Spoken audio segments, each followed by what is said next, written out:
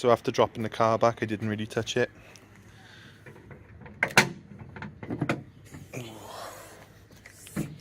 That's covered in oil. It looks a lot more dramatic than it is. I mean, it literally is just the dipstick popped out. So I've been a bit lazy and I haven't bothered with the degreasing today. I think I'm gonna have a little go at it now.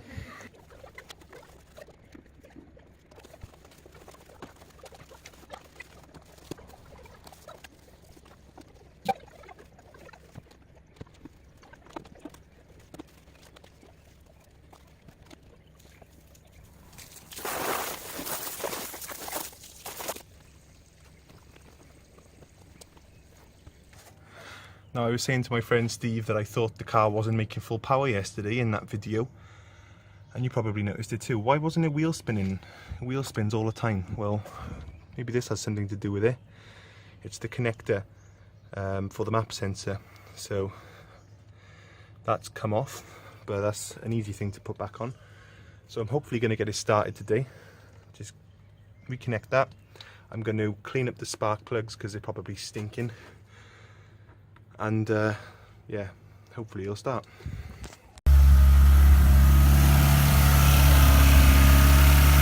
It's alive.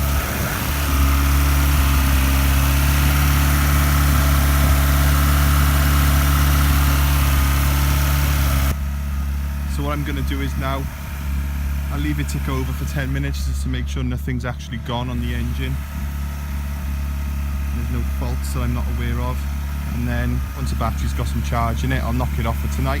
Tomorrow I'll fit the lights and I'll degrease the bay again. So I know it's only a short video, but I thought you might be eager and want to know what happened and whether it survived. Well, you can see through this video that it has survived and it does start. I'm having a bit of problem with it. It's hard to start, but when it does start, it's fine. I think that the cold enrichment is too high, it's too rich and flooding the engine. But yeah, I did start it and I did get it running, so it's all working fine. Maybe it isn't actually the turbo all along. Maybe that breather is just spilling over onto the exhaust and causing yeah, puffs of smoke, which I'm interpreting to be the exhaust. Unfortunately, I suspect that the engine is on its way out, the piston rings.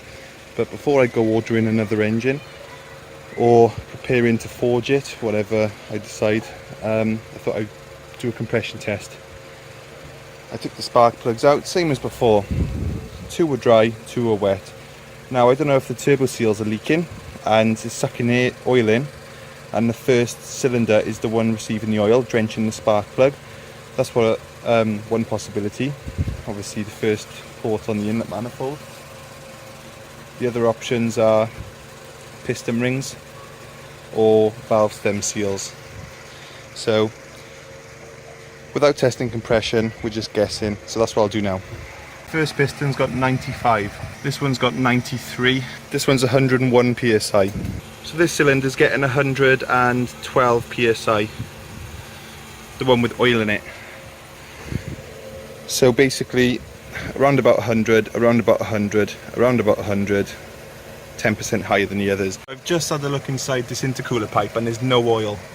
But there was a little bit of oil in the throttle body, so it's sucked oil in at some point in its life. So I've cleaned the spark plugs best I can and I've refit the coil pack, cleaned it all up. I'm just hoping that it starts because it's not easy to start recently. Ever since the fire, well just before the fire, it's just stopped starting.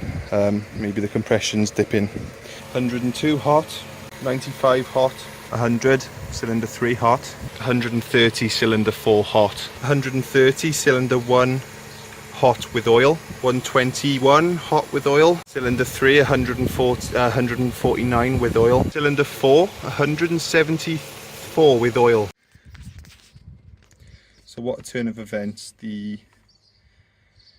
engine's had it. It hasn't got a good enough compression.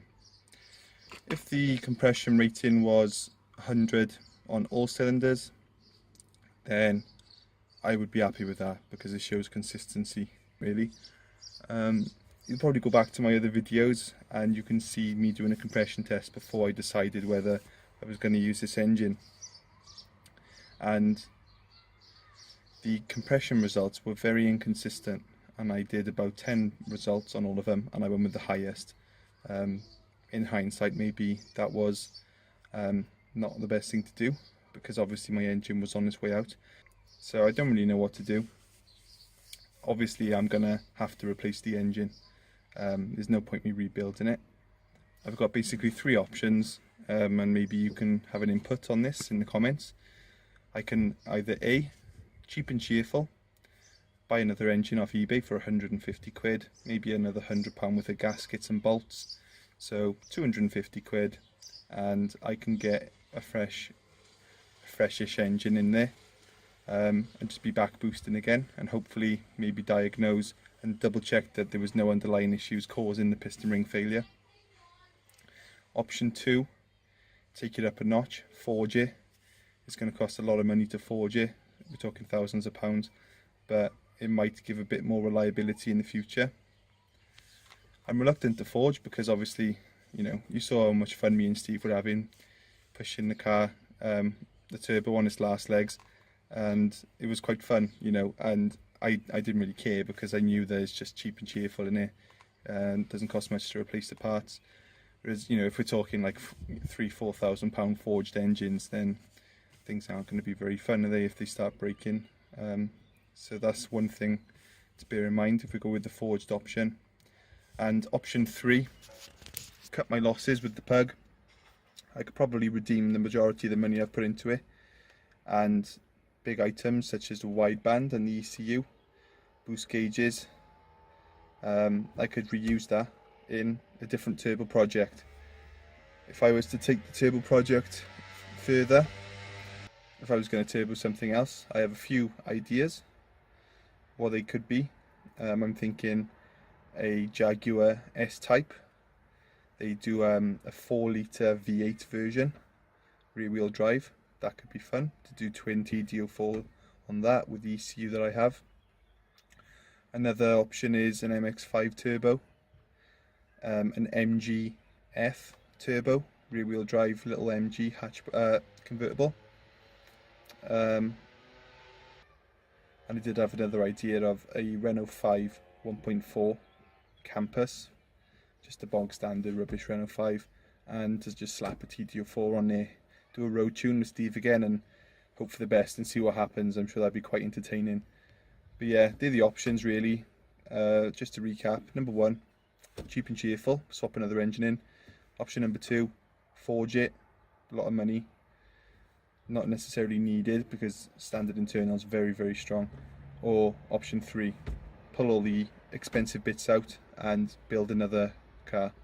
So I'll leave that with you.